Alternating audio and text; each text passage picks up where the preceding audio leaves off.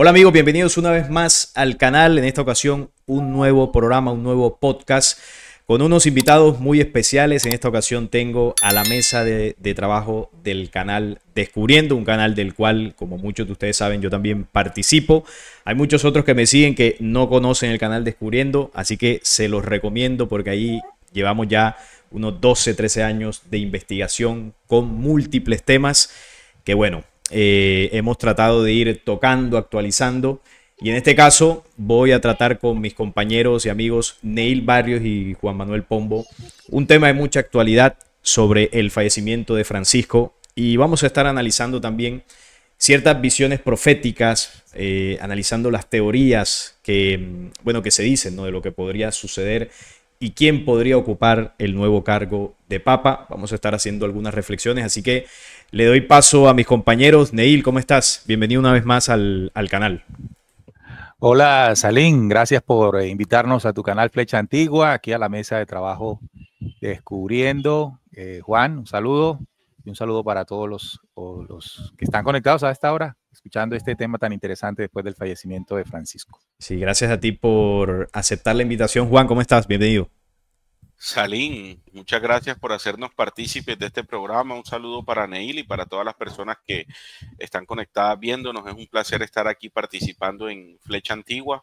Y bueno, este programa promete ser bastante interesante porque vamos a dar unas visiones tanto pasadas que teníamos nosotros sobre este tema de Francisco y todo lo que rodea y todo lo que lo rodea. Y también vamos a dar la visión que tenemos ya después de su muerte. Entonces sean bienvenidos. Hombre, muchachos, un placer tenerlos acá. Un poco raro, ¿no? Se siente, ¿no? Acostumbrado siempre al formato de Descubriendo, pero bueno, en este caso una charla, ¿no?, que programamos para tener acá y hablar este tema interesante que también lo vamos a tocar en Descubriendo. Así que de una vez invito a las personas que están viendo este programa en vivo y en directo, que, bueno, una vez termine esto, se pasen por el canal Descubriendo porque todos los miércoles a las 8 de la noche, hora de Colombia, hacemos transmisiones en vivo con diferentes temáticas. Y una ampliación de todo este tema la vamos a tocar en el programa, en el formato Descubriendo, que obviamente les voy a poner el enlace acá en la descripción para que ustedes inmediatamente vayan al canal Descubriendo, se suscriban y bueno, y también nos apoyen ahí en esta labor que ya llevamos haciendo hace años. Bueno, muchachos, vamos a comenzar con el tema. Ya pues todo el mundo sabe la noticia que falleció el Papa Francisco a los 88 años de edad. También mi compañero Neil tiene un noticiero, un canal que se llama Visión Noticiosa, un noticiero excelente que les recomiendo, donde, bueno, todos los días hace una actualización de noticias nacionales, latinoamericanas e internacionales. Y por supuesto, Neil, ahí tocaste este tema. No sé si nos quieres comentar un poco, ¿no?, a rasgos generales, lo último que se sabe luego del fallecimiento del Papa, ¿no?, el funeral, cuándo será el funeral. Bueno, y algunos datos que de pronto quieras compartir con nosotros, tú que sé que estás más informado de todo esto. Claro, ¿me escuchan ahí? Sí. Sí, claro. Ok. Esta mañana informamos de las noticias que vienen precisamente del Vaticano, que primero revela la causa de muerte del Papa Francisco. Tuvo un derrame cerebral, coma y también un problema del cual no podía sin duda alguna y evidentemente salir. Se dice que el próximo sábado a las 10 de la mañana, hora de Roma, se hará el sepelio, todo el rito católico alrededor de esto, que además el Papa Francisco, antes de morir, en su testamento, pidió varias cosas para este evento en el que se separa un poco de la tradición y rito de los anteriores papas al morir. Un detalle, por ejemplo, antes los papas los enterraban o los metían en 3 ataúdes, uno dentro de otro, por decirlo así, como esas cajitas rusas, si las recuerdan. Y en este caso, ese protocolo se rompe y solo será un solo de madera y sin recubierto de zinc por dentro. Y cambiando también cierta tradición que había alrededor de toda la ceremonia y la pompa alrededor de la muerte de un papa. Entonces, será el próximo sábado y posterior a esto, ya se espera la noticia del inicio del cónclave que servirá para elegir al próximo papa, que es lo que en este programa nos comienza a interesar, ¿no? ¿Quién será será el último papa, porque ya se ha activado nuevamente o reactivado aquellas profecías que mencionan esto del último papa. Así es, Juan, ¿tienes algún dato adicional o algo que quieras aportar sobre, bueno, la noticia del fallecimiento? Muy interesante eso que nos comenta Neil, ¿no? Que Francisco rompe el protocolo y, bueno, siempre lo rompió, ¿no? Desde que llegó hizo cosas que llamaron la atención. ¿Tienes algo más de pronto de esta parte, Juan, que quieras aportar?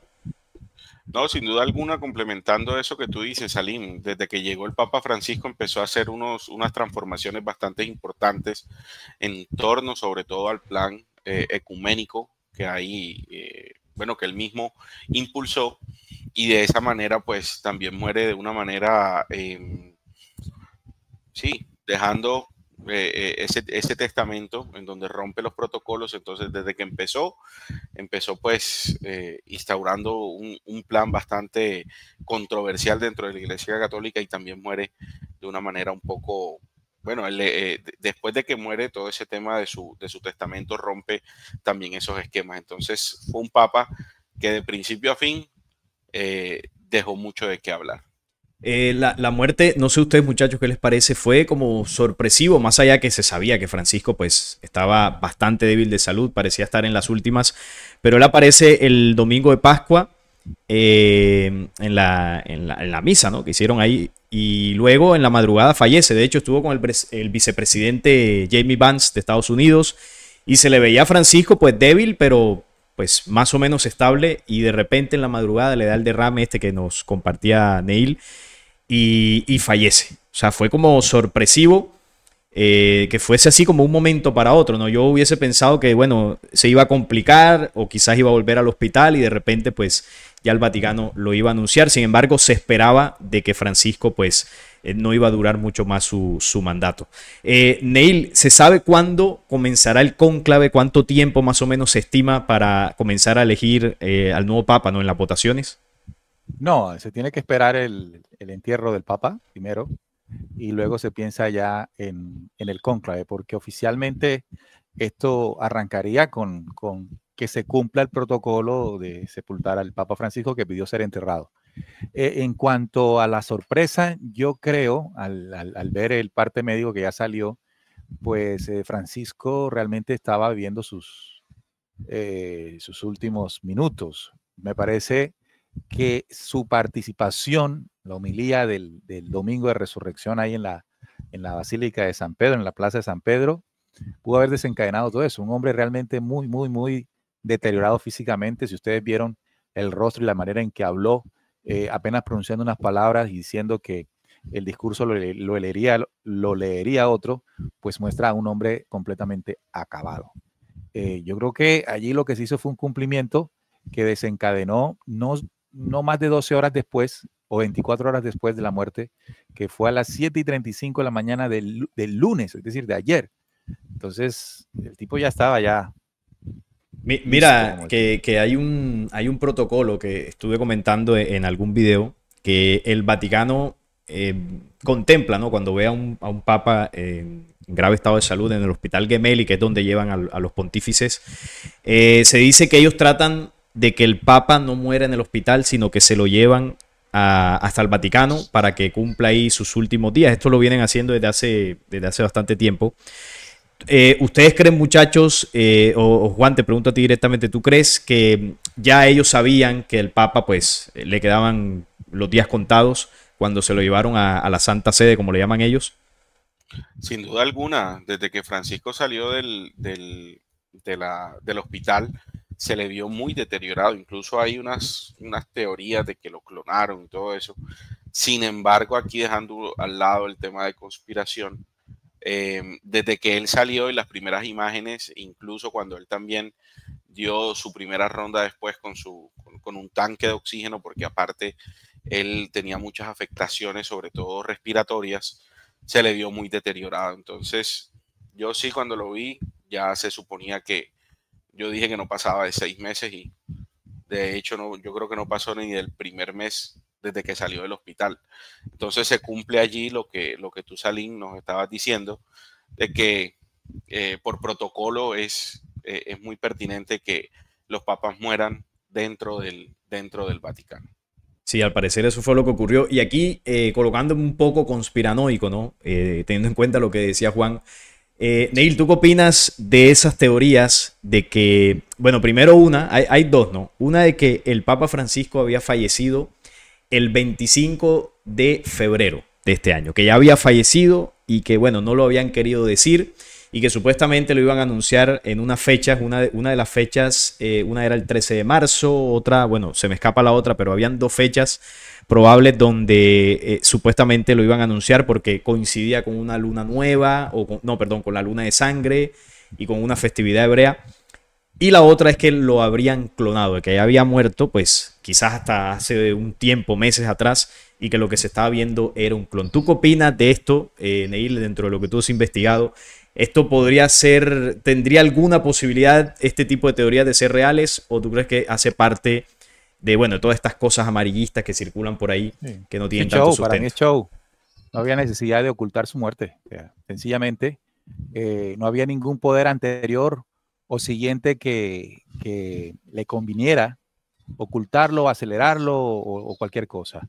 En cuanto a clonado, pues hay quienes miran el rostro y comparan el rostro de Francisco con el que tuvo en el 2013 cuando llegó, pues evidentemente pues no va a ser el mismo, ¿no? Los años pasan y no solamente pasan, sino con todas las dolencias que este señor, que hasta diabetes tipo 2 o 3 tenía, o sea, el tipo estaba bastante enfermo, es que tenemos que entender que está bastante enfermo y no es raro que esté enfermo una persona como él, ¿no? 88 años, con la vida que estos personajes llevan, se enferman y se deterioran físicamente. Así que todo esto simplemente creo yo, evidentemente, esa es mi opinión, creo que eso hace parte de lo que vende a la hora de generar información, contenido alrededor del Papa Francisco. Saben ustedes que esto es sensacional, esto son cosas sensacionales, pero, por ejemplo, yo lo comparo con el anterior, ¿no? El anterior no, el anterior al Papa, a Juan Pablo II, Juan Pablo I. Juan Pablo I muere un mes luego de ser elegido Papa, un mes luego de vivir Papa. Y el contexto en el que fue elegido fue un Vaticano realmente lleno de corrupción, sobre todo en el Banco Vaticano. Es decir, el contexto en el que fue elegido este señor y que entraba a hacer investigaciones al respecto era bastante complejo. Entonces se habló de envenenamiento del Papa Juan Pablo I y todo lo que oscuramente se manejó. Sin embargo, con el señor Bergoglio, el ambiente es completamente diferente, el entorno es completamente diferente. No que el Vaticano se haya convertido en la representación del cielo en la tierra, ni más faltaba, pero no creo que por ahí sea la cuestión.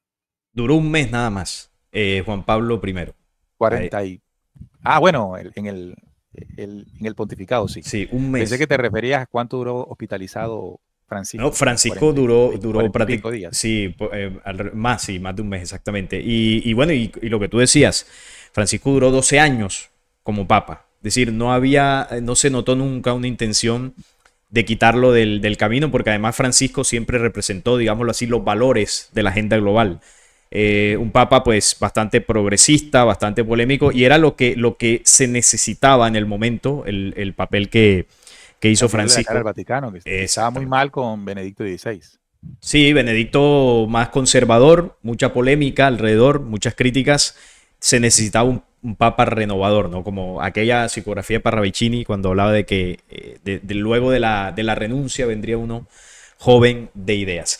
Ahora, eso se cumplió. Sí, tal cual. No, y de hecho... se cumplió estrictamente. Sí, y de hecho esa es una de las partes del programa donde vamos a entrar a esa parte profética, pero antes de eso quisiera preguntarles a ustedes sobre los candidatos que se barajan para suceder a Francisco y bueno, aquí especulando un poco, ¿cuáles de esos candidatos ustedes los ven con más posibilidad? Y luego pues ya entramos a la parte profética, ¿no? Todo lo que se está hablando luego de la muerte de Francisco. Juan, ¿tú has escuchado algunas de estas listas, ¿no? De los posibles candidatos? ¿Cuál te puede sonar más que entraría, ¿no? Como nuevo papa? Miran, dentro de varios listados que hay, me llamó mucho la atención uno que reúne a 6 cardenales. Uno de los cardenales es italiano, Matteo Maria Zuppi, el otro es filipino, que se llama Luis Antonio Goquín, el otro es alemán, que se llama Gerard Ludwig Müller, uno húngaro, Peter Erdő, el secretario de Estado de la Santa Sede, que es Pietro Parolin, y el ganés Peter Turkson. Como vamos ya a entrar a la parte profética, me llamó la atención esta lista porque 3 de los 6 candidatos postulados por delante tienen el nombre Peter o Prieto, que significa Pedro. Entonces, eso porque daría cumplimiento a otra profecía, en este caso de Malaquías. Entonces, está en entredicho, o hay mucha expectativa en el mundo religioso en torno al cumplimiento de esta profecía del Papa Negro. Sin embargo, pues vamos a estar dando nuestro punto de vista al respecto, porque en el pasado yo diría que nos apresuramos a la hora de analizar esta visión profética. Hoy pues ya tenemos el panorama un poco más claro, ya un análisis un poco más objetivo, y ya podemos dar de pronto un punto de vista más centrado a la realidad. Sí, señor, hace 12 años estábamos en las mismas, ¿no? Viendo el tema de la iglesia que renunció Benedicto. Recuerdo el día que Francisco sale, bueno, todo lo que se generó a nivel mediático y a nivel profético, y por supuesto recuerdo que hicimos programas hablando de eso. Y claro, en ese momento pues tuvimos bastantes desaciertos que, bueno, ahora entraremos en eso. Neil, ¿qué candidatos ves tú fuertes, ¿no? Que se van perfilando como posible sucesor? Bueno, esto son simples opiniones, hay que recordar eso. Sí. Hay uno que para mí comenzó a llamarme la atención incluso antes de la muerte de Francisco, se los comenté en algún momento, es Pietro Parolin. ¿Por qué Pietro Parolin? Porque él es el secretario de Estado del Vaticano, es decir, es como el jefe de la diplomacia del Vaticano, es en cuanto a los asuntos más importantes de este ámbito, el que los conoce, el que los maneja. Y ustedes saben que el Vaticano, más allá de una institución religiosa, es un organismo de control, un gobierno de control. Él es un peso pesado. Parolin dentro de la iglesia es un peso pesado, es italiano. Allí en la iglesia, conservador, un poco moderado se dice. Y podría, la iglesia va como probando de un lado hacia otro, ¿no? Recordemos al conservador anterior, el señor Ratzinger, luego entra el progresista, un poco más liberal, Francisco, pero antes de el señor Benedicto XVI estuvo el señor el Papa Juan Pablo II, que fue un papa carismático, también un poco renovado. Entonces van cambiando como entre esas líneas conservadoras y líneas más progresistas o liberales. Y en este caso, pues, este conservador, no como al estilo Ratzinger, sino un poco más moderado, y que también es italiano. Italia nunca se resigna a dejar de salir de la silla del Papa. Ese uno, para mí sería el número uno, por lo que representa, si no recordemos lo que fue el Papa Francisco dentro del pontificado de Ratzinger. Fue muy cercano también a Ratzinger y antes de llegar se mencionaba que podía hacerlo. Y el otro es el africano Robert Sarah de Guinea. ¿Por qué el tema de un papa africano? Primero porque recuerden que fue la primera vez con Francisco que llegaba uno latinoamericano. El tema de África, si bien no hay un registro contemporáneo vivo que diga que hay o han habido papas negros o del continente africano, pues en los albores, en los inicios de esta religión, de esta fe, sí los hubo. Pero hoy día el 20% de la población cristiana católica del mundo están en África. Entonces se presume que un golpe parecido, de opinión parecido al que se dio con Bergoglio en el 2013, para resaltar la cantidad de creyentes y cómo eso levantó una iglesia que en el momento de Ratzinger estaba por el suelo. Eso no lo debemos olvidar, estaba por el suelo, con una iglesia llena de escándalos de homosexualidad, de pederastia, de todo esto. Con Bergoglio eso fue bastante renovador.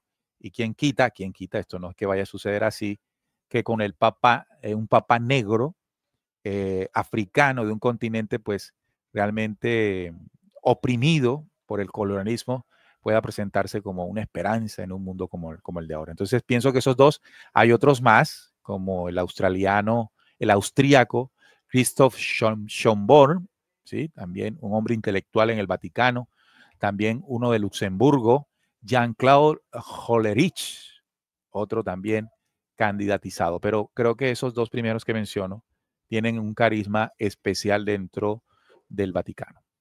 Bueno, yo creo que en algo coincidimos los tres y creo que el candidato que vemos con más opciones es Pietro Parolin. Pero interesante lo que plantea Neil de que busquen enaltecer nuevamente la imagen de la iglesia, rompiendo los esquemas, colocando un papa de origen africano. También podría ser una jugada interesante. De hecho, uno de los de origen africano que está, que Juan lo mencionó, creo que es Peter Turkson, que también es de origen africano. Turkson y Ganá son los papas, los más opcionados, sí. Y bueno, Turkson llama la atención por el nombre, ¿no? Peter, Petrus, Pietro, también por ahí algunos lo colocan como favorito, haciendo, ¿no?, ese enlace. Y aquí ya entrando al tema profético, ¿no?, que obviamente no puede quedar de lado en toda esta situación. Por todos los medios, en medios oficiales incluso, se coloca la profecía de Malaquías, se coloca la profecía de Nostradamus, las principales. Sabemos que hay muchas más, por ejemplo, la de Parravicini también tiene muchas psicografías, que ahorita tú comentabas, Neil, que Parravicini acertó. Y acertó con una precisión bastante impresionante, ¿no? Cuando habló de la renunciación del papado, mascarada perenne, y el nuevo será joven de ideas. En ese momento... Joven de ideas hasta en la muerte. Sí, señor. Todo el rito. Todo el protocolo. Protocolo. Sí, mira que en ese momento ya se decía, ¿no?, que ya habían habido renuncias en el papado, pero la última que había habido en ese momento hacía 500 años atrás. Entonces, esa psicografía es de los años 70, la de la renunciación, y evidentemente del año 70 hacia acá, la única renuncia que hubo fue la de Benedicto, por lo cual eso encajó a la perfección. O sea que una de las cosas ya aquí en el tema profético que podemos apuntalar como cumplimiento sin ningún tipo de dudas es lo de la renuncia del papado que anunció Benjamín Solari Parravicini. Eso fue cumplimiento. Otra que él acertó bastante fue que él anunció en una psicografía la existencia de dos papas en el Vaticano. Sí, señor. Que en el momento de ese evento, recuerden que cuando llega Francisco, Benedicto no murió, no había muerto, y fue Papa emérito, nominado como Papa emérito. Entonces habían dos papas, el Papa emérito y el Papa en funciones, que era Francisco. Y se decía que en ese momento, esa psicografía dice que habrían disputas internas, y eran las dos facciones que dentro del Vaticano, una conservadora, que era la que tenía el control, y la otra liberal, que entraba con Francisco, y allí se presentaron los primeros roces, digámoslo, dentro de la iglesia. Sí, hubo esos roces también. Sí, eso se cumplió, varias y algunas otras por ahí que también encajaron, ¿no?, con esa línea renovadora que representó Francisco. Y claro, ahí partiendo de esa base, ¿no?, del mensaje profético de Parravicini, que es el que podemos tener de base para a partir de ahí comenzar a analizar los otros mensajes proféticos. Y el primero que quiero colocar sobre la mesa, y no es porque sea quizás el más importante, sino que quiero dejar el más controversial para lo último, quiero dejar en la parte final la profecía de Malaquías. Quiero hablar con ustedes de Nostradamus, las profecías que han circulado de Nostradamus específicamente sobre el Papa Negro, porque Nostradamus tiene varias centurias hablando de Roma, hablando del Vaticano, del papado, porque sabemos que, bueno, él dejó mensajes sobre todo para Europa. Y hay varias con respecto al Vaticano, pero en torno al que sería un papa del final, se le adjudican profecías referentes a un papa negro. Una de ellas, ustedes lo recordarán, la que hablaba de las invasiones del Rey Negro, que comenzarían las invasiones del Rey Negro. Luego, ya en estos tiempos, en estos últimos años, se hablaba de que surgiría un joven en el pontificado de piel oscura. Y bueno, hay alguna otra por ahí que circuló referente a ese símbolo del Papa Negro. Juan, ¿tú qué opinas de la psicografía, de esos mensajes de Nostradamus dentro de lo que tú has podido investigar? ¿Consideras que son ciertos, son manipulación? ¿Cuál sería el origen, ¿no?, de todas estas profecías para ir comenzando a calentar el tema? Bueno, el tema en cuestión, yo diría que las profecías han sido muy tergiversadas a lo largo del tiempo, y eso también se presta, para manipulación, y dos, para falsas interpretaciones descritas, obviamente, por los líderes espirituales que se toman el trabajo de llegar hasta ellas. Entonces, en ese orden de ideas, yo digo que hay más especulación que realidad en torno a esta profecía. Sin embargo, hay cosas muy puntuales que han encajado en esto, ¿no? Por ejemplo, hablando del Papa Negro, sabemos que Francisco también pertenecía a esta orden ortodoxa, y sabemos que los ortodoxos se visten todos de negro. Entonces, los jesuitas. Más o menos, los jesuitas, perdón, se visten todos de negro. Entonces, allí pudo haber sido uno de los símbolos que representaba a Francisco. Sin embargo, las funciones del Papa se fueron en torno hacia otra visión que también apoya, obviamente, el plan global. Entonces, es una descripción que apunta sobre unas acciones que se pueden cumplir con el Papa entrante. No necesariamente porque Francisco fue jesuita y ellos se vestían de negro, tenía que ser el Papa Negro de turno. Entonces, hay varias cosas que, repito, son muy puntuales que se pueden cumplir. Sin embargo, hay otras que yo digo que sí son manipulación. Neil, ¿tú qué opinas del tema de Nostradamus y de los mensajes que circulan por ahí? Sé que tú los has visto porque salen en medios oficiales, salen estos escritos de Nostradamus. No, yo me la comí toda en el año 2017 cuando hice un video. Nos las comimos todas porque también nosotros nos creímos. No, pero para no hablar mal de nadie. Yo me la comí toda en el 2017 cuando hice un video tomando eso, y no solo eso, sino que antes siempre hubo la creencia alrededor de un Papa Negro. Siempre ha habido esa supuesta profecía de un Papa Negro, y cuando uno entra a las redes sociales y pues a la internet, aparecen contenidos o supuestas cuartetas que así lo dicen. Sin embargo, no hacíamos algo, y era buscar directamente en los libros, en los escritos directamente del señor Nostradamus, a ver si se había referido a un Papa Negro como se ha querido interpretar. Y la respuesta es que no. Eso no es real. Eso es la construcción, o lo que ha ocurrido muchas veces con supuestos mensajes proféticos, construcciones que se aprovechan de que no vamos directamente a las fuentes. Y que como las encontramos de pronto en una página o mencionados aquí o mencionados allá, creemos que pues hace parte de la realidad. Entonces, esa profecía, si hablamos estrictamente de esta, hay que decirlo, no corresponde a la realidad. No es real. Sí, no está dentro de las centurias de Nostradamus. De hecho, voy a leerles uno de los párrafos que tenía por acá sobre eso, ¿no? Sobre la supuesta profecía del Papa Negro, que la tengo por acá. A ver, aquí está. Esta está, bueno, es actual, una noticia actual. Dice lo siguiente de Nostradamus, ¿no? Por la muerte de un pontífice muy anciano será elegido un romano de buena edad.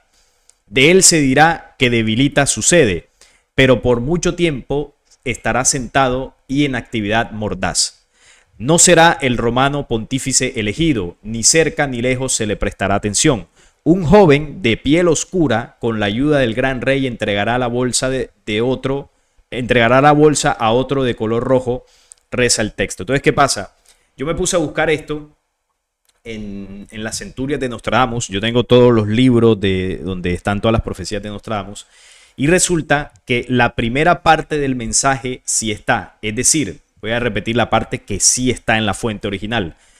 es la siguiente: por la muerte de un pontífice muy anciano será elegido un romano de buena edad, y de él se dirá que debilita su sede, pero mucho tiempo estará sentado y en actividad mordaz. Esto sí hace parte de la fuente original de Nostradamus. La segunda parte es una composición, es decir, se tomó algunos pedacitos de otras centurias para conformar el fragmento y decir que luego de la muerte de ese pontífice anciano se elegiría como dice acá, un romano de buena edad, y también habla de un joven de piel oscura. Entonces, claro, esto ya hace parte de la manipulación. Cuando habla del joven de piel oscura con la ayuda del gran rey, eso no está en las centurias de Nostradamus. Pero a mí me llama la atención el primer párrafo, porque parecería, ¿no?, tener bastante coincidencia, vamos a utilizar ese término, que sabemos que las coincidencias pues no existen, ¿no?, como uno las percibe, cuando habla de la muerte de un pontífice muy anciano y que será elegido un romano de buena edad. Parece como la cita de Malaquías, que ahorita la vamos a hablar, cuando habla de que vendría, ¿no?, Petrus Romanus. Entonces, tiene cierta similitud, pero bueno, aquí les comento esto, muchachos, para que vean cómo se comenzó a construir un relato falso, tomando algunas partecitas de las centurias de Nostradamus y pegándolas junto a otras para construir párrafos y bueno, y acomodar esto a ciertas intenciones y ciertas interpretaciones de que el último papa sería un papa negro, que muchos lo interpretan como un papa de origen africano, de piel oscura, o lo que decía Juan, ¿no? ¿Cómo se le llevó esto a Francisco? Porque él era jesuita. Entonces, ¿qué pasa? Que, claro, si uno lo interpreta desde el punto de vista de que era jesuita, las sotanas negras, uno dice, bueno, por ese lado encaja, pero aquí tenemos un problema. Francisco falleció. Entonces, si Francisco fallece, ya no sería él ese papa del final, ese papa negro que traería al final de la iglesia, porque acaba de fallecer y se están comenzando los preparativos para elegir un nuevo papa. Entonces, claro, ahí ya la cosa se complica y ahí es donde surge o toma nuevamente fuerza la otra profecía, que es la de Malaquías. La de Malaquías también nosotros la hemos estudiado en el momento que sale Francisco. ¿Cuál era la visión que se tenía en ese momento? Bueno, se tomó la profecía de Malaquías y se habló de 112 papas. Y resulta que en la cuenta Francisco encaja con el papa número 112, Petrus Romanus. Muchachos, cuéntenme un poco cuál era la visión, ¿no?, que teníamos, ¿no?, en ese año 2013 con respecto a la profecía de Malaquías y cómo se encajó a Francisco con Petrus Romanus. ¿Ustedes recuerdan eso? No sé cuál de los dos quiere recordar ese enlace, ¿no?, profético que hacíamos con Francisco. Sí, claro, porque el 111 era el que en ese momento debería ser Ratzinger, Benedicto XVI, porque el código que soltaba el señor, el obispo irlandés Malaquías en el siglo XII era de la gloria del Olivae, sí. Y se enlazaba muy bien porque la orden benedictina es una orden oliventana, su símbolo es el olivo. Entonces casaba el Papa Ratzinger con el 111, ¿verdad? Entonces se suponía que el que entraba ya era el último. En este caso el que entraba era el señor Petrus Romanus. Entonces, ¿cómo se embutía, cómo se hacía coincidir a Francisco con eso? En aquella época, pues dije que Petrus venía del nombre original de Francisco, de donde toma el nombre de Francisco de Asís, ¿no? Sí. No era Francisco de Asís. No. Era el creador de los jesuitas. Ah, ok, sí. Creo que era así, sí. Y Romanus, porque pues él era de ascendencia italiana. En aquella época, cuando escribe Malaquías, pues no era Italia, sino Roma, por supuesto. Entonces, esos dos elementos se utilizaban para encajar, para embutir. En este caso ya entendimos que a la fuerza, que él era el último, pero nos dimos cuenta de que no. Así que, según Malaquías, ahí faltó uno. Ahí faltó uno porque muere uno y viene otro. y habían cupos solamente para uno según la lista. Y entonces ahí tuvo que haber pasado algo, que es lo que Salín nos quiere compartir. Sí, también te acuerdas, Neil, que se decía que cuando él toma el nombre, ya el nombre de Papa, de Francisco, por Francisco de Asís, uno de los nombres que tiene Francisco de Asís es Francisco Di Pietro. Y claro, me acuerdo que yo hacía también... Papá, porque el papá de Francisco de Asís se llamaba Pedro Bernardone. Exactamente, Di Pietro Bernardone, algo así. Entonces, claro, yo también fui de los que hice ese enlace. Tomé la profecía de Petrus Romano, Petrus, piedra, Pedro, Francisco Di Pietro, que oye, tú lo analizas y tiene sentido. Tampoco es que no nos inventamos, quienes pensamos de esa forma, no, nos inventamos el nombre. No, ahí estaba. Sí, tenía lógica. Claro, tenía lógica. Y lo del Papa Negro, que en ese entonces no sabíamos, por lo que tú decías, Neil, que no íbamos a la fuente con tanta, digamos, con tanto análisis, tanta profundidad en la investigación. Desconocíamos que se estaban manipulando las centurias de Nostradamus también, porque Nostradamus siempre ha sido una fuente profética no tan cercana para estos lados de Latinoamérica como lo ha sido de pronto Parravicini, como es la misma Biblia, y bueno, y como muchas otras profecías que quizás manejamos un poco más. Nostradamus pues siempre ha sido un poco más ambiguo, más complicado en la interpretación, y uno lo tiene como un poco apartado, ¿no? Entonces, claro, no íbamos a la fuente. Y eso generó que nos... Sí, adelante, Juan. Sí, hay que también tener en cuenta algo, yo eso lo quiero decir también como lo decía Neil, para no atacar a nadie, voy a decir por mí. En ese momento pertenecía también a un grupo, ¿no? Que ahora mismo reconozco que es una secta. Sin embargo, en ese grupo también habían unos líderes, unas personas que se encargaban de también profundizar en el lado profético. Entonces, al momento en que muere Francisco, se hacen una serie de enlaces dentro de esa secta y pues nos deja con esa lógica que se manejaba, con esa lógica, exacto, con esa lógica sesgada, ¿no? Limitada más bien, que se ofrecía dentro de esa secta, pues no íbamos a la fuente original, no nos tomamos el trabajo de verificar bien las cuartetas que decían exactamente. Entonces, por eso decía Neil que en ese momento se embutió todo lo que se dijo sobre Francisco para que calzara dentro de la profecía de Malaquías en el Papa 112. Entonces, en ese momento desconocíamos muchas cosas y ya hoy, que no estoy en esa secta, no tengo esa visión tan sesgada, tan limitada. Ya obviamente nos hemos acercado a los libros, hemos comprobado directamente qué es lo que dicen las cuartetas y hemos verificado, así como Salín nos hizo el ejercicio, de primera mano, que es lo más importante, y no por boca de otro, que efectivamente hay cosas que han sido añadidas para poder darle esos símbolos, encajarlos a una persona que hoy ya no está. Claro, porque como lo comentaba ahorita Neil, tenía lógica, ¿no? El acomodar el nombre de Di Pietro con Francisco, también lo de la orden jesuita, ¿no?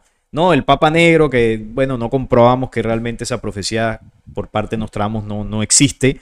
Y uno decía, bueno, sí, es el Papa Negro porque pertenece a la orden de los jesuitas, un hecho que también es histórico, es el primer jesuita en colocarse en el puesto de papa, los jesuitas con sotana negra, entonces todo tenía una lógica, o sea, tampoco era una interpretación sacada de los cabellos, y claro, a raíz de ahí se comenzó a construir un relato también, que pues nosotros también le dimos difusión, de que Francisco podía ser el falso profeta del Apocalipsis.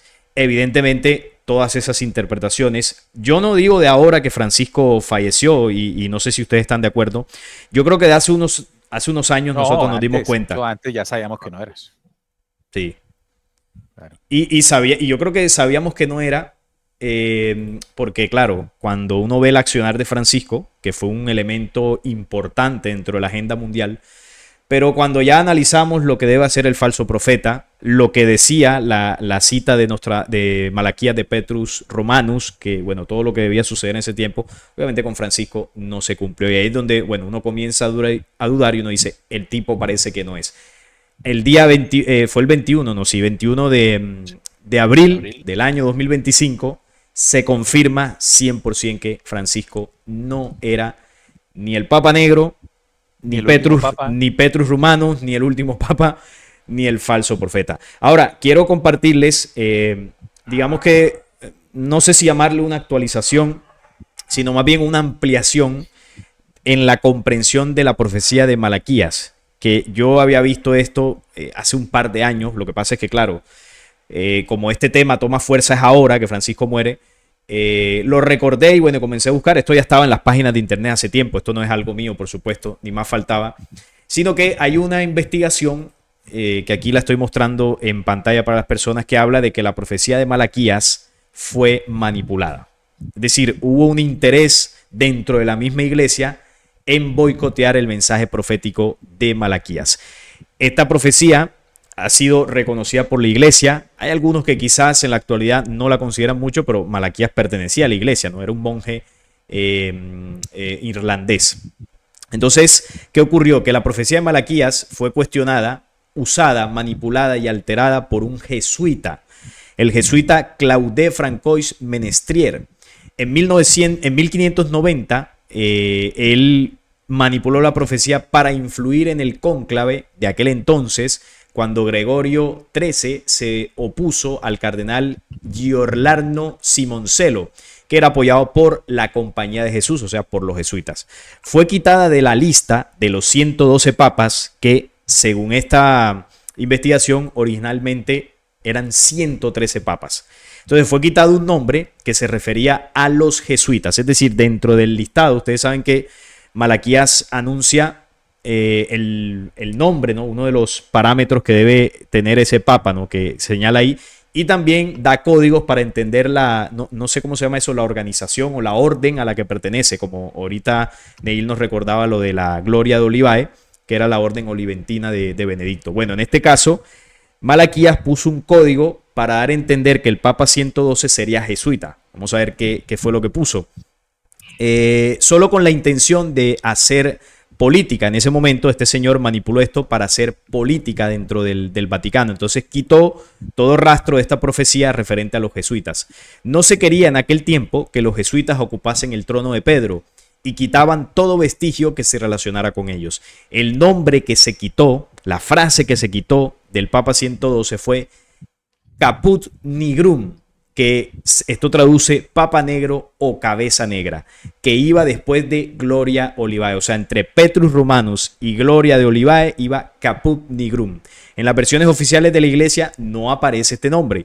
Solo se recoge en versiones del siglo XIX, cuyo original se ha perdido. Entonces, claro, esto sale a relucir hace unos años, incluso al poco tiempo que llega Francisco, ya esto se comenzó a barajar, de que la profecía de Malaquías estaba tocada y que realmente faltaba un papa. Y Francisco habría encajado con el texto Caput Nigrum o Cabeza Negra. En este caso, el negro sí encajaría con el tema de la orden de Jesús, que es los jesuitas. Por lo tanto, la única orden que se viste de negro en el Vaticano. La única y el único papa. Es que eso es lo que llama la atención, ¿no? Eso que tú dices. Y también el único papa en toda la historia jesuita fue Francisco.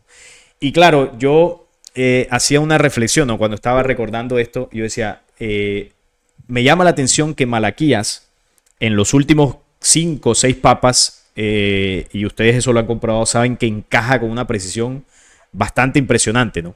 Con el símbolo, la orden y todo esto. Y yo decía, ¿cómo es posible que aquí haya como una equivocación? O sea, había algo raro en el tema de Francisco, la renuncia de Benedicto. Es decir, habían cosas raras que uno no terminaba de comprender. Ahora, si esto llega a confirmarse 100%, porque, claro, ¿cómo lo confirmas al 100% que hayan quitado exactamente eso? Bueno, aunque hay un documento oficial de la iglesia en una de sus páginas oficiales que se puede descargar en PDF, que se llama La Santa Iglesia de Dios, pero está en latín, no recuerdo cómo se pronuncia ahora. Secta Ecclesia Dei, algo así. Bueno, ahí en ese documento dice la iglesia que hacia el año 1820 se quitó esa parte de los documentos oficiales de la profecía de Malaquías, el Caput Nigrum. Entonces, claro, la misma iglesia lo dice, llama la atención y, claro, esto podría arrojar un poco más de luces sobre la interpretación de la profecía de Malaquías. Si esto llega a ser cierto, entonces aún esa profecía estaría vigente porque faltaría entonces la llegada de Petrus Romanus. ¿Qué opinan ustedes de esto, muchachos? Sobre esto que volvió a salir a la luz, vuelvo y repito, ya esto tiene años en internet. Pasa que, bueno, uno lo recuerda, ¿no? Cuando pasan estas cosas como la muerte de Francisco. Bueno, encajaría. Sí, dale, Neil. No, dale. No, encajaría porque pues lo que estamos entendiendo es que Bergoglio no es el último y se pone en duda de que Petrus Romanus sea el código que lo señala a él, ¿cierto? Era muy forzado. Pero más allá, me pone a pensar a mí sobre la profecía, ¿no? Nosotros en nuestras investigaciones hemos llegado a denunciar de que los textos antiguos, los textos espirituales antiguos, han pasado por traducciones y manipulaciones y falsas interpretaciones, si no recordemos el trabajo de Biglino que hemos destacado acá.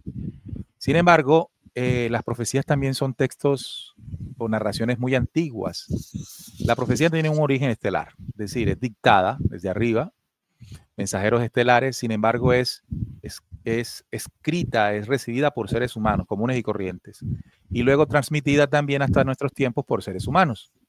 Y donde está la mano de los seres humanos, en cualquier cosa puede pasar. Es decir, que nosotros estamos estudiando documentos que probablemente no son 100% exactos. Y Salín nos está dando pues una prueba de aquello. Nosotros interpretando 112 papas y probablemente, porque también eso hay que esperar que sea probable, de que no sean 112, sino 113. Te descuadra toda una interpretación.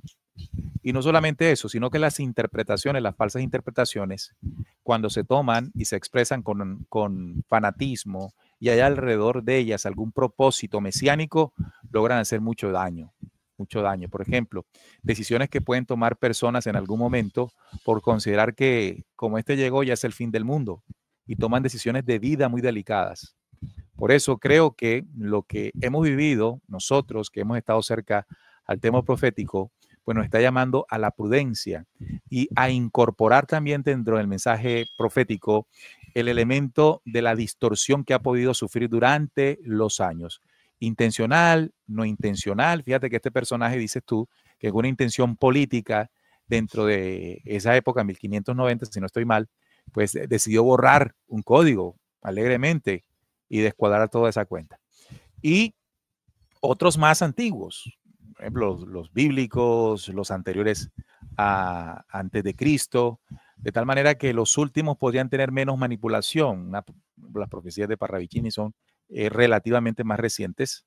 Ya nos dimos cuenta que también las de Nostradamus son compuestas, toma una aquí, toma otra acá, y se hacen tan famosas que no comprobamos si realmente tienen ese contenido, esa simbología desde que fueron escritas. Así que yo creo que aprovechando lo que acaba de ocurrir con Francisco, la pifia que hemos tenido en varias de esas interpretaciones, pues creo que debemos considerar el mensaje profético, no descartarlo como parte del mensaje estelar, porque lo es, pero también considerar que ha pasado por la mano del ser humano. Y cualquier cosa, cuando pasa por los seres humanos, puede pasar, por cualquier interés religioso, político, lo que sea. Y tenemos que jugar con esa gabela, ¿no? Y esperar sobre todo algo, ¿no? El cumplimiento de lo que ahí se dice es lo que definitivamente nos va a decir a nosotros, sí, esto no, va por aquí, va por allá. Tal cual. Mire, Juan, ¿qué opinas? Yo pienso algo, ¿no? Y es que hay dos extremos. El extremo de que con tantas pifias, como lo decía Neil, que se han tenido sobre la profecía, la desechemos y la dejemos a un lado y haga que no nos interese nada de lo que allí se dice. Y por el otro extremo está aquellos que buscan precisamente incorporar, modificar y hacer una serie de cosas para que las profecías encajen con los personajes de turno, no teniendo en cuenta lo que el corazón de la profecía dice, es decir, lo que en realidad está escrito. Primero, no lo comprobamos y segundo, no nos tomamos el trabajo de que se cumpla, de que se vayan cumpliendo las señales de lo que la profecía nos está diciendo. Entonces empiezan las especulaciones y allí es donde terminamos embarrándola, y asimismo va perdiendo credulidad en las personas y en la humanidad todo este tema profético. Sin embargo, esto es un error, porque la profecía en sí contempla y tiene un mensaje de esperanza para la humanidad. Si yo la desecho, pierdo la esperanza que trae ella. Y si por el contrario yo me vuelvo estudioso de la profecía, pero entonces allí soy conspiranoico, que lo clonaron, que se murió tal fecha, que ya ese es el otro extremo, que no me está aportando nada de lo que la profecía en sí nos quiere decir, que nos trae un mensaje primero de advertencia, pero siempre nos trae la esperanza, que es lo más importante, porque es ahí en cuando nosotros vamos a tomar las acciones pertinentes, que obviamente no se puede negar que estamos en un tiempo crucial de todo el cumplimiento profético. Eso trae consigo unas acciones de cada uno de nosotros, pero tener la posibilidad, tener la madurez espiritual para poder esperar las señales y así nosotros poder trazar nuestro propio mapa para tener las acciones pertinentes al caso. Juan, ¿qué opinas de lo que mencionaba ahorita de la profecía de Malaquías sobre la parte que se habría extirpado y que no serían 112 sino 113 papas? Claro, ahí obviamente la profecía recobra vigencia porque, claro, si esto nunca se hubiese llegado a saber, claro, falta que se confirme porque al final, como decía Neil, lo que va a determinar esto es ver el cumplimiento de lo que ahí está escrito. Sin embargo, toma vigencia porque, claro, faltaría uno más y ese uno más que falta es Petrus Romanus. ¿Qué opinas tú de esa parte que sale a relucir nuevamente en esa investigación?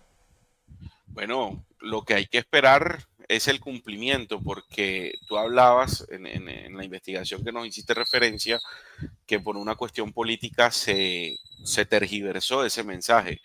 Sin embargo, detrás de ello hay también una serie de cumplimientos de Petrus Romanus, y es ahí en donde nosotros tenemos que esperar qué pasa ahora, ¿no? Ahorita estaba leyendo y tú en el principio del programa le preguntabas a Neil que cuándo se inicia el cónclave. El cónclave, según la investigación, se inicia 15 o 20 días después de la muerte del Papa. Entonces hay que esperar, yo me imagino que 1 o 2 meses, a ver cómo va evolucionando la cosa y quién queda al mando del Vaticano, para ver si esa profecía que, pues, como tú nos estás diciendo, quedó sesgada, le quitaron una parte, se termina de cumplir. Y ahí entonces cobra vida lo que nos dice Malaquías, que así como tú también referenciabas, Salim, ha sido muy puntual a la hora de referenciar estos últimos papas, o bueno, en realidad toda la línea del papado. Sí, en los últimos tiene bastante precisión. Voy a recordar el mensaje de Petrus Romanus para que lo tengamos allí y la audiencia también tenga el mensaje, ¿no?, de lo que proféticamente se debería cumplir, llegado el caso, si es elegido este personaje. Se sentará en la última persecución de la Santa Iglesia Romana Pedro el Romano, que apacentará las ovejas en muchas tribulaciones, tras lo cual la ciudad de las 7 colinas será destruida y el juez terrible juzgará a su pueblo. Esto tiene algunas similitudes, ¿no? Por ejemplo, con la profecía de Apocalipsis 17 y 18, cuando dice que Babilonia será destruida, habla de una piedra de molino. Y bueno, hace referencia también a la ciudad de las 7 colinas, o sea, tiene bastante semejanza. Pero también lo de Pedro el Romano me hace recordar, y ustedes también lo recordarán, muchachos, una psicografía de Parravicini. Bueno, creo que no es psicografía, creo que es uno de los textos que no tienen dibujo, que dice pez y papa en el jugar al final del siglo XX. Sobre tu piedra edificaré mi iglesia, dijo Jesús a Pedro. El último papa será Pedro y Jesús repetirá y será una nueva iglesia. Ustedes recuerdan esta parte, ¿no?, este texto que dice Parravicini también, que digámoslo así, que quizás para nosotros puede ser una fuente más confiable, menos manipulada, como bien lo decía Neil, por ser más reciente, y esta psicografía más contemporánea, y esta psicografía confirma de que el último papa será Pedro, al igual que Malaquías cuando dice Petrus Romanus o Pedro el Romano. Interesante esa parte también, ¿no? En el enlace de estas dos profecías. ¿Cómo ves tú eso, Neil, en la parte de Petrus Romanus? Y bueno, ya viendo los candidatos, hay algunos que por nombre podrían encajar, pero al final lo que tiene que cumplirse es lo que debe pasar, ¿no? Una vez llegue el personaje. No, yo lo que me preguntaba sobre todo esto es qué es lo que esperamos cuando se dice último papa, ¿verdad? ¿Qué es lo que pasa a la llegada de un último papa, el final de la iglesia, la renovación de la iglesia? ¿Qué es lo que pasa? Porque yo también creo que lo que nosotros esperamos o interpretamos que va a pasar es lo que de pronto nos aleja incluso de ver ese cumplimiento, ¿verdad? Yo recuerdo que hablábamos en aquel entonces con el tema de Francisco, que él tenía que lograr un ecumenismo religioso. Un ecumenismo religioso no se crea de la noche a la mañana. Es un movimiento largo. De hecho, por ejemplo, el más grande que se dio fue en el Concilio de Nicea, y no se dio solo desde el 325, se había dado desde años atrás. Es decir, tienen que pasar muchos años para que se pueda sincretizar varios credos, varios cultos en una sola religión. Y eso todavía no se está viendo. O sea, un sincretismo, sobre todo, por ejemplo, cómo están los judíos dándole palo a los árabes. Cómo incluso los judíos incendian con bombas allá en Gaza a las iglesias cristianas, nos muestra que todavía eso no, o lo que nosotros creemos que debe pasar, no es así. O pasa de otra forma, de otra manera. Entonces, pienso que esa parte, yo también la tenía aquí como planteada para el programa. ¿Qué es lo que nosotros esperamos ya en los hechos reales que debe ocurrir al final de esa cuenta de Malaquías, que es el que realmente nos pone a pensar de que llega un papa y luego viene algo nuevo, la destrucción de algo para la construcción de algo nuevo? ¿Qué es eso? ¿Qué es lo que cae? ¿Qué es lo que nace? Pero habíamos interpretado que la religión del anticristo, el culto de adoración en torno a la figura del anticristo y su falso profeta, ¿verdad? Que él llegando allí al Vaticano tornaría la fe en Cristo en algo distinto, porque pues Cristo no tendría nada que ver con eso, sino con la antigua adoración de Jehová y todo su combo encarnado en el anticristo. Sí, mira que Malaquías dice, ¿no? Dentro de eso que estás planteando muy interesante.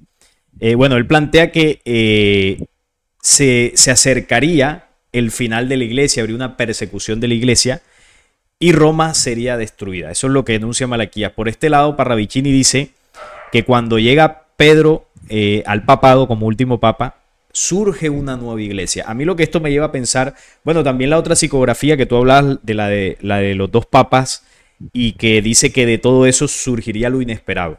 Entonces, yo pues aquí interpretando, ¿no?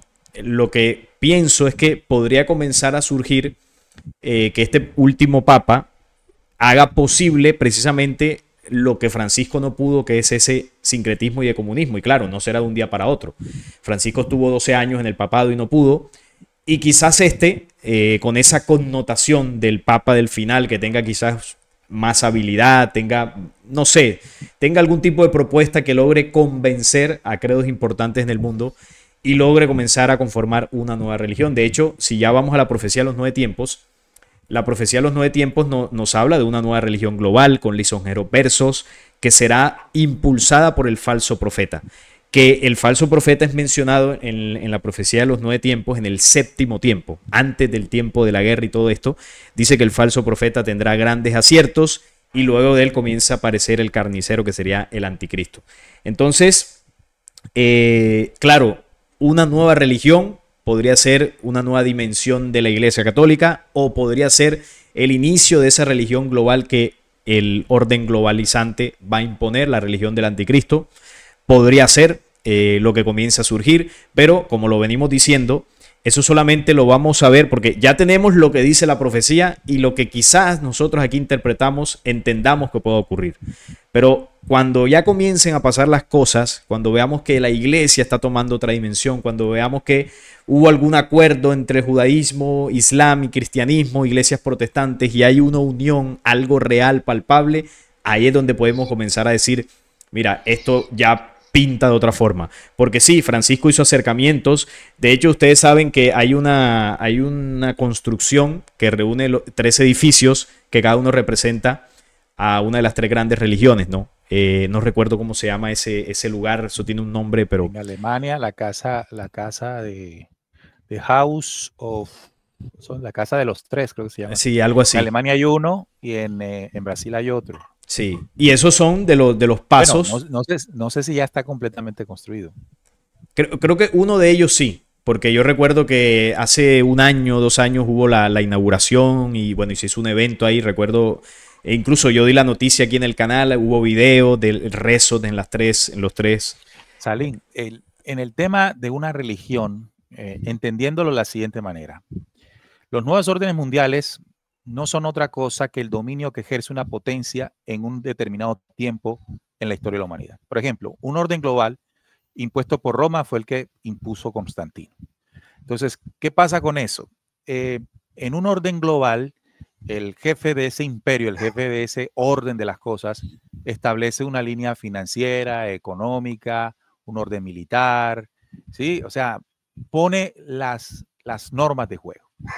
Y no escapa de eso la espiritualidad, o sea, la tendencia religiosa. En Roma, la historia nos muestra que Constantino hábilmente unificó, porque la intención de él era unificar el imperio que estaba dividido en 4, una tetrarquía, y entendió que eso no podía ser consolidado si habían tantos cultos en cada una de ellas. Entonces, tenía que crear, basado en el mensaje de Jesús, algo que pareciera a todas las adoraciones. Por eso la Iglesia Católica tiene de cuanto rito alrededor de la figura en Jesús.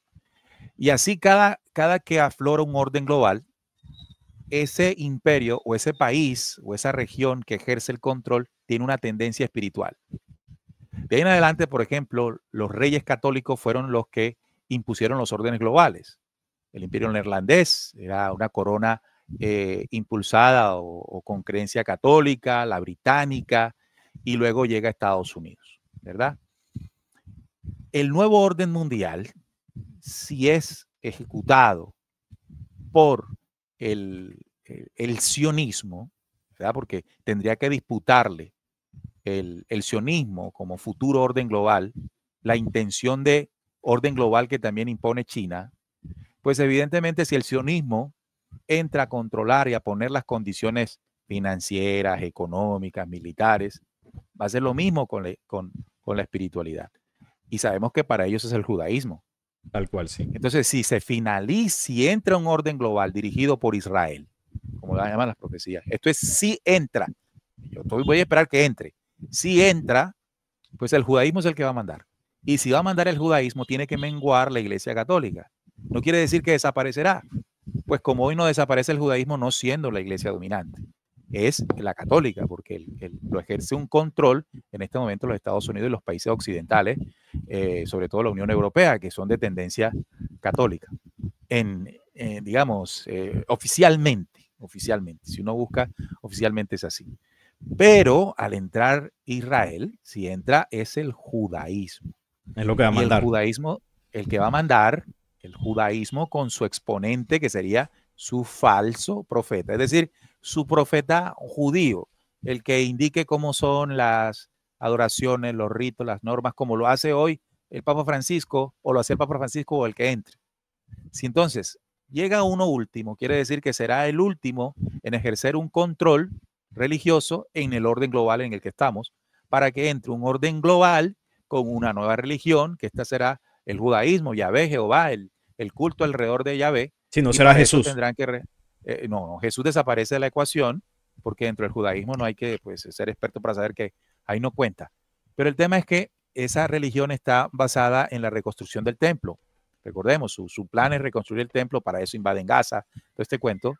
Y Eso vendría siendo la religión mundial. Así que lo que entiendo de final del mundo es que esa religión no va a ser lo que es hoy, para darle paso a una religión que sí va a poner las normas de espiritualidad basadas en como lo han hecho todos los órdenes globales. O sea, lo que quiero decir es con esto, es que históricamente ya ha pasado. Esto que anuncian las profecías, históricamente siempre ha pasado cuando un orden global entra. Y el que entre va a poner, supongamos que los chinos entran aquí, tirando varilla. Los chinos impondrán un orden global económico y van a comenzar a sonar los chinos por todos lados. Su tecnología es la que va a mandar, su espiritualidad va a comenzar a sonar. Y eso nos parece como extraño, ¿no? Porque es un mundo completamente diferente al que hemos visto. Pero ¿y si entran los judíos? ¿Qué va a pasar con este Papa Romano? El último que va a mandar en el mundo. Sí. En la creo que ahí coincidimos en eso, ¿no? En que cuando la profecía se menciona el fin, el último Papa es la parte final del gobierno de la Iglesia Católica en la espiritualidad humana. Ahora, fíjate en algo que tú decías, parecería como extraño si entran los chinos y todo eso. Al entrar Israel, fíjate que la transición no sería tan traumática. ¿Por qué? Porque al final el Dios que se adora en el catolicismo, en las religiones protestantes, es el mismo Yahvé. O sea que habría cambios, obviamente, pero entraría más fácil esa religión global porque ya la Iglesia Católica, que es la que gobierna actualmente, ha hecho un trabajo de adecuación de fieles a esa figura final que sería el Dios de Israel. Entonces, en ese sentido entraría más fácil, pero habría cambios yo creo importantes. que, ¿sabes cómo se entraría más fácil? En el sentido de dirección de que el Mesías que esperan los judíos es el mismo que esperan los cristianos. Es el mismo, claro. Jesús en la segunda venida es el Mesías ahí hebreo. se le daría con tantillo al cristiano, porque ese Mesías que ellos están esperando, los judíos, los cristianos creen que es el mismo. En la segunda venida, Entonces, sí, este es el mismo. Y bueno, y ahí contento todo el mundo, como hizo Constantino en el 325. Le dio contentillo a todo el mundo. Sin duda alguna es el mismo patrón, ¿no? Es el mismo modus operandi para establecer ese nuevo orden. Aquí lo importante y lo que se debe saber es que esto que nos explicó Neil y también reforzó Salim es muy importante. No es que se vaya a destruir como tal o que vaya a haber una destrucción total del país Roma, ¿no? Simplemente es que baja guardia la religión católica en predominio mundial y surge otra nueva. Es simplemente eso, porque lo que nosotros tenemos o la percepción que tenemos de la instauración del nuevo orden mundial es, mejor dicho, el acabose para todo el mundo. Sin embargo, no es tan así. Yo también soy como más afín con lo que ustedes, muchachos, están compartiendo, porque de hacerlo como cree la gente que se va a hacer, haría mucho, o sea, no lo acepta la gente. Mucho trauma, exacto, ¿no? Y aparte la parte traumática de la gente, mejor dicho, eso no lo veo claro. Veo más claro y más palpable porque ya están en función de eso. Por ejemplo, Francisco dio unos pininos para el ecumenismo. No fue algo muy rimbombante, pero sin embargo instauró una serie de situaciones para analizar que le dan la introducción a lo que puede ser un trabajo más fuerte del Papa que viene. Hay que esperar el cumplimiento. Bueno, así es. Y bueno, muchachos, yo creo que con esto hemos hecho un repaso general, ya llegando al final de esta charla, ¿no? Este podcast bastante ameno con ustedes, analizando este tema de una forma pausada, con más análisis, ¿no? Quizás un poco sacando, ¿no? Todo ese fanatismo que a veces rodea a estas noticias. Y bueno, hemos hecho una cobertura general de todo lo que viene ocurriendo a nivel de noticias, a nivel histórico, a nivel profético, para que precisamente pues las personas tengan quizás una visión no tan amarillista, ¿no? De todo lo que está circulando por ahí, y sí que podamos estudiar toda esta temática de una forma más tranquila. Hay que esperar al final. El cónclave se comienza a reunir dentro de 15 días, como lo decía Juan, en noticias oficiales eso es lo que baraja, así que un papa nuevo básicamente de 1 a 2 meses, como también Juan lo decía. Y por supuesto estaremos pendientes porque es una noticia de importancia global. Y estaremos analizando qué es lo que ocurre, porque obviamente la iglesia va a ir marcando nuevas cosas, nuevas tendencias, y esto tiene que ver con ese orden global que está en disputa, ¿no? Que se está disputando Estados Unidos con China, ahí está detrás Israel, y claro, esto va a mover todo, ¿no? Moverá la economía, moverá las guerras, moverá, bueno, la política, y no es para salir corriendo, no es para irse de las ciudades al campo, a alejarse del sistema, pero sí es para prestarle mucha atención, porque obviamente no podemos ser ajenos a toda esta realidad. Muchachos, unas palabras finales, unas conclusiones finales para cerrar este tema. Primero voy contigo, Neil. No, prudencia en la interpretación, prudencia en las decisiones y comprender que el tener estos conocimientos es para ir viendo cada evento y entendiendo por qué se da. No para fungir de que lo voy a decir primero antes de que los demás lo digan. Nada más. Así es, no es para adivinar, sino para precisamente generar reflexión, tranquilidad, advertir de que obviamente hay que estar pendiente de esto, pero al final la fecha nadie la sabe. Lo mejor es estar informado. Así que por eso les recomendaba también ahorita el noticiero de mi compañero Neil, canal en YouTube Visión Noticiosa. Ahí él hace un informe de lunes a viernes de una actualización noticiosa, no solamente desde el punto de vista oficial, también toca medios alternativos y le da una cara distinta o complementaria, también podríamos decirlo, a la cara que usted puede escuchar en un noticiero convencional.